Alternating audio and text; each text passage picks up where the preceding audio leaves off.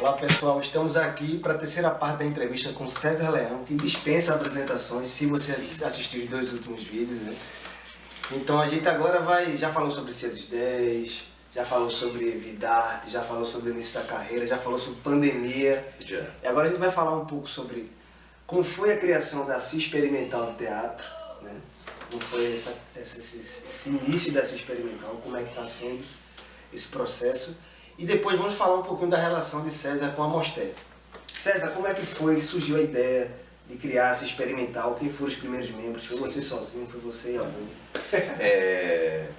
Com a minha saída da Cia dos 10, que foi uma saída bem complicada e muito dolorosa também para todo mundo, para o elenco, para mim, enfim. Quando eu saí de lá, eu não tinha rumo, né? E aí eu precisava tomar uma decisão, o que eu ia fazer. E aí eu me sento na praça e Fabiano Falcão diz assim, e agora? Aí eu disse, e agora que amanhã continua a minha vida de ator, mas sozinho agora, sem companhia, sem grupos. E aí eu resolvi dar um curso de teatro e eu dava aula no Pequeno Polegar, uma escola particular, e a diretora e as diretoras disseram, não, você dá o curso aqui. E aí eu chamo o pessoal para começar um curso lá, que tá Tamires Mendes, Fabiano Falcão, Leônidas Neto, que é neto, André Carvalho, enfim, é uma galera muito grande, tipo quase 30 pessoas. E aí Ítalo, e eu começo a dar um curso lá, Leonardo Edardo, eu começo a dar um curso lá. E esse curso, ele vai funcionando até o momento que a escola resolve vender a escola. E aí eu não tinha mais espaço. E aí eu chego na estação ferroviária, hoje o patrimônio ali que a prefeitura ocupa, e tem o galpão grande, ele estava cheio de fezes, de ratos, lixo. Eu não tinha espaço, mas na minha cabeça eu tinha plena consciência que aquele espaço também era meu. E aí eu resolvo abrir a porta daquele lugar e começo a dar o curso ali dentro. Compro um carro-pipa, ele lava e eu começo a dar um curso ali dentro, sem ordem de ninguém. Nem de prefeitura, de ninguém. Eu tava para tudo. Não, vou continuar dando um curso aqui. Sem energia. E eu resolvo fazer isso com velas, enfim. Começo a dar um curso ali aos meninos. E esse curso vai tomando um corpo muito grande e surge o primeiro espetáculo, que é Coroado. E eu enceno ali dentro também, monto todo o meu cenário, tudo ali dentro. E começo a chamar o público para assistir e a casa lota. Só que não tinha cadeira, as pessoas tinham que assistir em pé. E eu dividi aquele espaço por cenários. E as pessoas tinham que percorrer. E aquilo lotava. E era inferno, porque as pessoas ficavam do lado de fora querendo pagar para entrar. E eu dizia, não pode, só cabe tantas pessoas. E isso foi uma semana, 2, 3, 4 semanas lotando. Bom, tá dando certo, né? Mas como tudo na vida é complicado, o menino, tinha um rapaz, Edailson César, no espetáculo tinha quando aquele negócio de circo, um trapézio. Eu tinha um trapézio, ele sentado no trapézio, na cena dele, que não era alto, tinha 1,5 m assim, o trapézio, ele cai. Na emoção ele cai de joelhos e aí eu percebo a minha responsabilidade com aquela pessoa. E aí eu digo, para tudo, não é isso que eu quero. E quando eu resolvo me acalmar e dizer, eu preciso de uma companhia, realmente, e porque eu não me sentia assessorado, eu não tinha ninguém. E aí a companhia é fundada lá perto da ponte do Areal, eu alugo uma casa e a gente vai para lá. E tinha 21 jovens, incluindo, que eu lembro agora, Leonardo Edardo, Fabiano Falcão, Rodrigo Gomes, Neto, que a gente chamava Leônidas Neto, e, nossa, uma galera muito grande, eu não faço a mínima ideia. Eu sei que era muita gente. E eu fundo a companhia e faço o Santo Inquérito, começo a montar o Santo Inquérito, que é um espetáculo de Dias Gomes, com 2 atos, 300 páginas para decorar. Como diria Rafael Crime, pelo pé. Pelo pé, literalmente assim, uma coisa de doido, e ali define a companhia. Ali o Santo Inquérito, ela antes do Santo Inquérito e depois do Santo Inquérito, que aí é o caminho da gente. Ele é o marco zero. Ele é o marco zero da gente. E aí a gente continua indo festivais e lutando, e aí, tirando do bolso, pagando, sem ajuda nenhuma. E a companhia foi crescendo, eu fui descobrindo maneiras de fazer o meu teatro, da minha maneira, da minha forma, e os atores foram indo embora. A companhia ela chegou a 32 e ela já chegou a 2, que era eu e Rafael Gustavo, apenas, porque todos foram indo embora por motivos diversos. Faculdade, colégio, Enem, enfim, essas histórias que jovens acham que não podem conciliar. E foram indo embora. E ficamos eu e Rafael Gustavo só. Até Fabiano, nosso escudeiro maior, passou um ano fora. E a gente pagava do bolso da gente, a gente escrevia, a gente mantia o espaço, inventava na cabeça da gente que a gente conseguia as coisas que a gente ia conseguir. E conseguimos, e sempre, era muito forte. Aí foi quando eu conheço o Rafael Gustavo e a gente começa a construir uma companhia mais intelectualizada, não no sentido acadêmica, nada disso, mas com um olhar diferente sobre dramaturgia, sobre técnica. A gente começou a procurar outros caminhos e foi aonde a companhia vai se solidificando mesmo, assim, a ponto de eu não sentir falta de outras pessoas. É o teatro que você quer fazer, é isso que você faz nessa experimental. Sem estresse. Depois de passar por vários grupos. Esse é meu teatro. Essa trajetória toda. É para chegar hoje.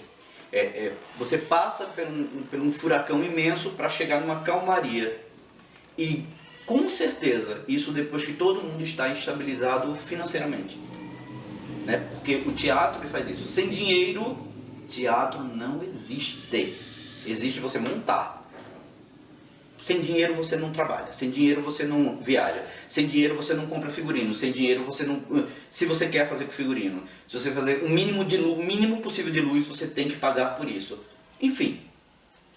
Eu faço teatro na rua. Existe um custo para fazer. Teatro, arte é caro. Olha aí. Então vamos falar, já que a gente falou da Cia Experimental. A Cia Experimental vem participando sucessivamente da Mostev, né, nos últimos anos, ou seja, trazendo trabalhos, ou participando da própria produção do festival, sim. Né? E também na comissão julgadora, que tem acontecido nos últimos anos. E a gente vai falar dessa relação de César, né, com a Mostev, quando foi que iniciou, quantos trabalhos já fez, Meu Deus. quais trabalhos foram definitivos, assim. Sim. Essa mudança da Mostev a partir de 2007, né, quando o Leonardo assume, que ele começa a trazer mais espetáculos de outras cidades que antes era muito difícil você ver dentro da grade da programação. Sim. E trazer espetáculos com características profissionais também, onde eu sinto, enquanto ator, enquanto fazia teatro em Vitória, eu senti uma dificuldade enorme até entender que não cabia mais aquele teatro escolar, né? César, como é que é essa relação com a Mostev? A Mostev, a Mostev surge, a primeira Mostev, eu já estava na primeira Mostev, né? Ela surge de uma ideia, às vezes eu escuto muita gente falar disso, mas eu nunca consegui entender. Mas ela surge de uma ideia de Eliene, que é manhinha, que ela sugeriu a Antônio Arnaldo a fazer, que era o mentor do Vidarte e tudo, diretor, a fazer um festival de teatro na cidade estudantil. E ela realmente lidava com isso sem nenhuma pretensão, ela falava isso sem pretensão. E Antônio compra aquela ideia e vai lá e faz a gente ir para as escolas, dar aula, todo esse processo, e montar um espetáculo final, né? Montar e trazer para a Mostev e concorrer aos prêmios que até hoje tem. E a gente foi muito louco, porque a primeira Mostev, se você me perguntar qual é a melhor Mostev, para mim é a primeira, porque ela é muito forte na minha cabeça. Ela é o ano também que eu maqueio. Não sei. Não sei dizer. Que eu maquiei mais ou menos 300, acredito. 300 atores. Porque não tinha maquiador, a gente não tinha essa referência de maquiador. Então era assim, sentava e dizia assim, César, Eu disse, quem é esse, o cachorro? César, quem é esse, o bruxo? E era assim, é drama. Sim, fala de quê? Ah, fala sobre AIDS. Agora, inventava a maquiagem. E aí eu maquiei todo mundo, né? Maquiava todo mundo, todos os grupos. Apesar da concorrência, né? Porque tinha essa coisa da concorrência, no fundo não tinha, porque todo mundo ali era amigo. Então a gente queria que o produto final acontecesse. Então a primeira Mosteve foi muito bonito. Foi muito bonito, muito choro, muito sofrimento, mas muito choro também. E o ponto de partida para que hoje ela aconteça é ali atrás, né? Então, para mim, sem dúvida, a primeira Mosteve ela é muito forte na minha memória. Mas ela me trouxe coisas boas, coisas ruins, né? Assim, eu me afastei também dela há muito tempo. E tem muita imagem de dor também, assim, pra mim. Não seria hipócrita dizer que tem muita coisa boa. Ela me traz muita dor também, assim.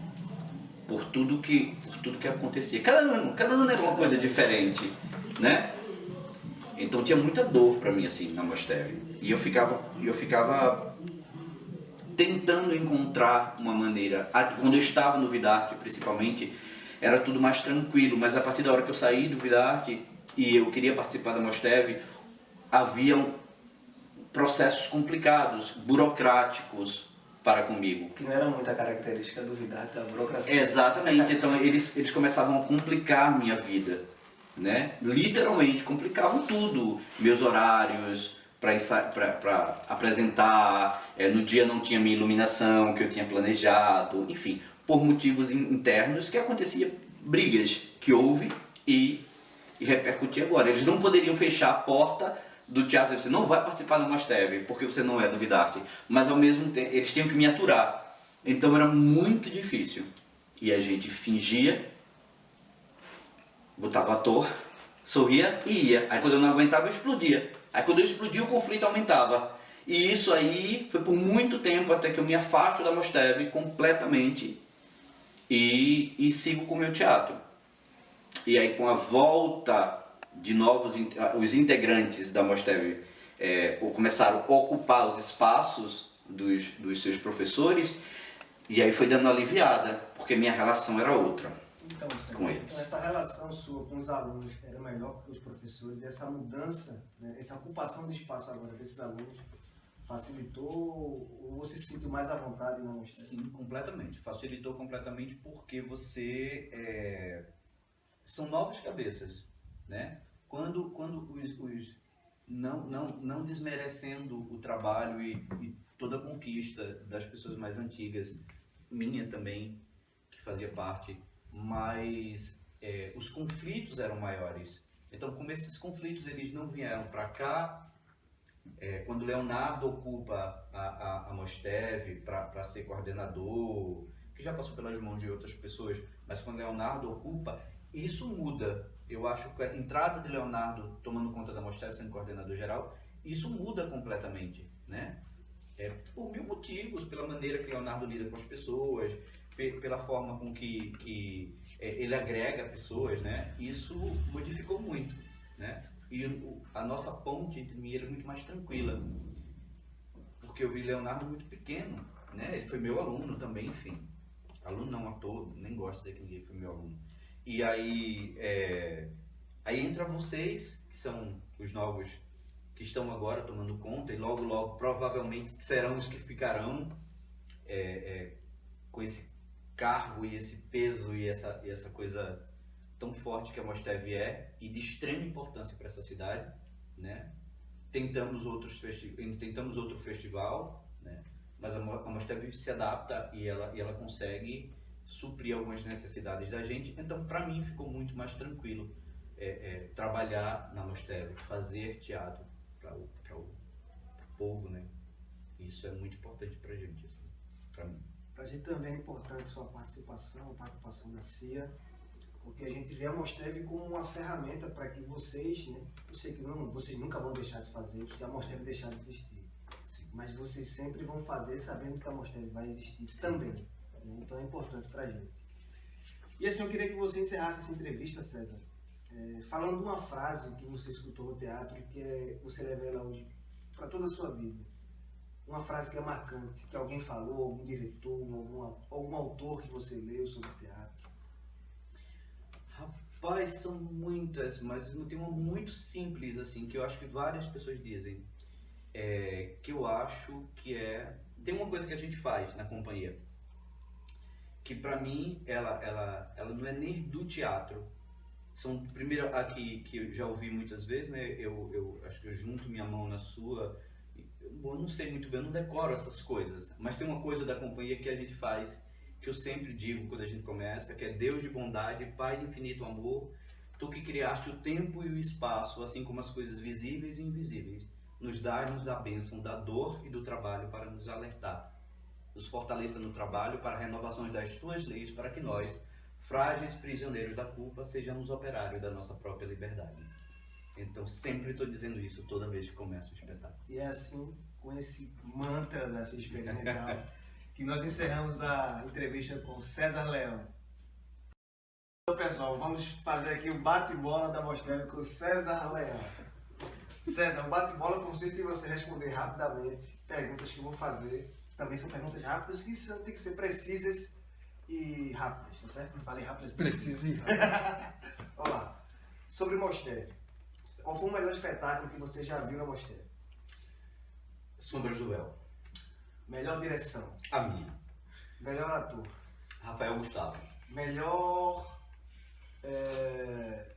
melhor atriz. Tamires Mendes. Uma atuação inesquecível da Mosteve. Fabiano Falcão em Sombras do Véu. Ator coadjuvante. Ator coadjuvante. Ator. Um ator coadjuvante. Arlan Brum fazendo A Partida. A maior revelação, na sua opinião, da Mosteve. Bem difícil. Angelice Dutra fazendo Sombras do Véu. E é assim que encerramos o nosso bate-bola com César Leão.